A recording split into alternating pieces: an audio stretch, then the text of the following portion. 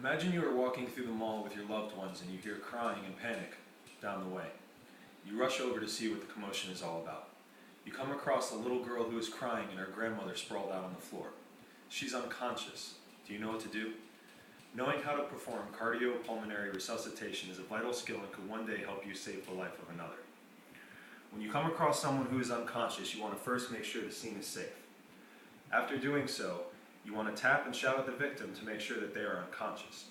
You don't want to move the victim. You want to be very careful not to do this in case they do in fact have a spinal, neck, or head injury.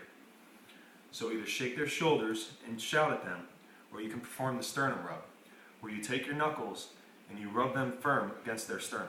If the victim is conscious, this will hurt and they will make a movement.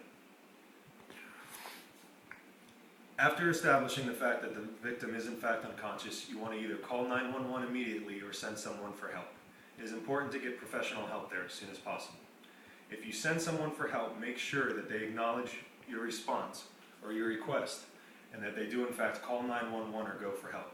Sometimes you may tell someone to call 911 and they just kind of nod their head and you start performing CPR, and when you look back up, they're still standing there in shock. Make sure they understand your request. Again, make sure not to move the victim at all. If they have a head, spine, or neck injury, you could do even worse damage. You want to let the paramedics figure that out.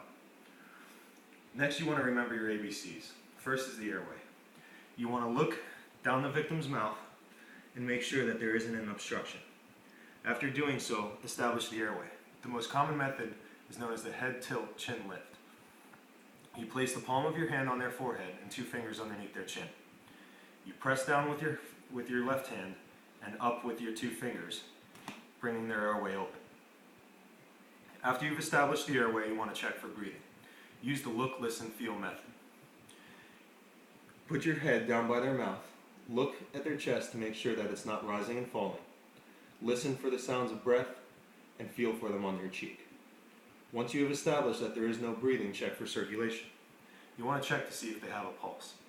The easiest pulse to check is the carotid pulse. Take your 2 fingers and press them firmly on their neck, between their voice box and the muscle on the side of their neck. Once you've established they have no pulse, it is time to start performing CPR.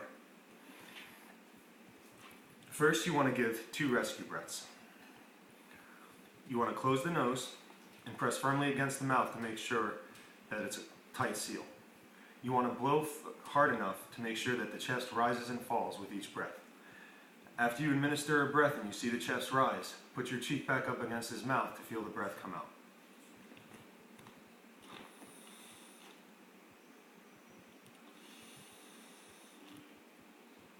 After administering 2 rescue breaths, you want to start with compressions.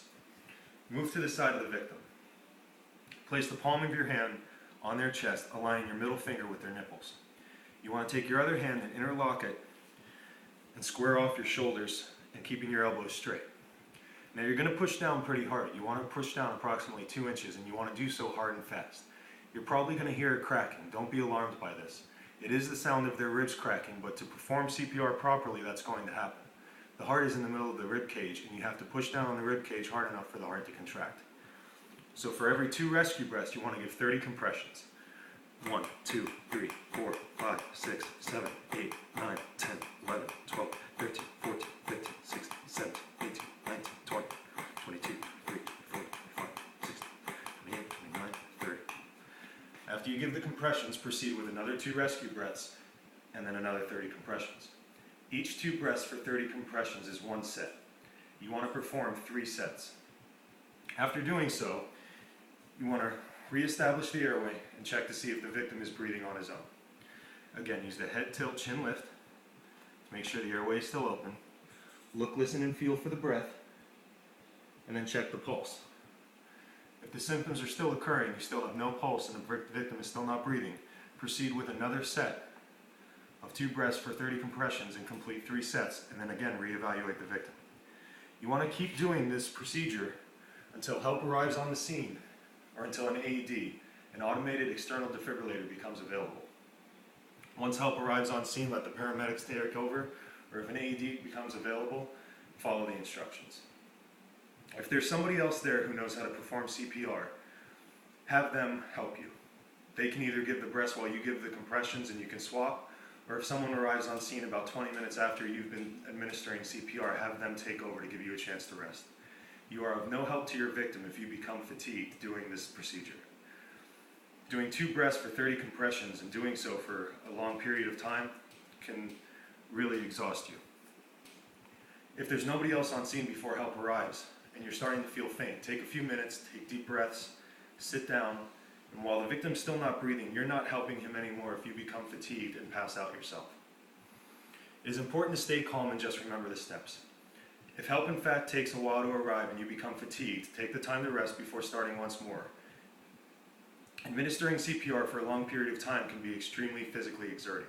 It is important to follow procedures correctly, making sure to administer strong enough breaths for the chest to rise and fall, and to perform the compressions deep enough, approximately 2 inches. Knowing how to perform CPR can be a satisfying experience. Think how happy that little girl would be if you helped save the life of her grandmother.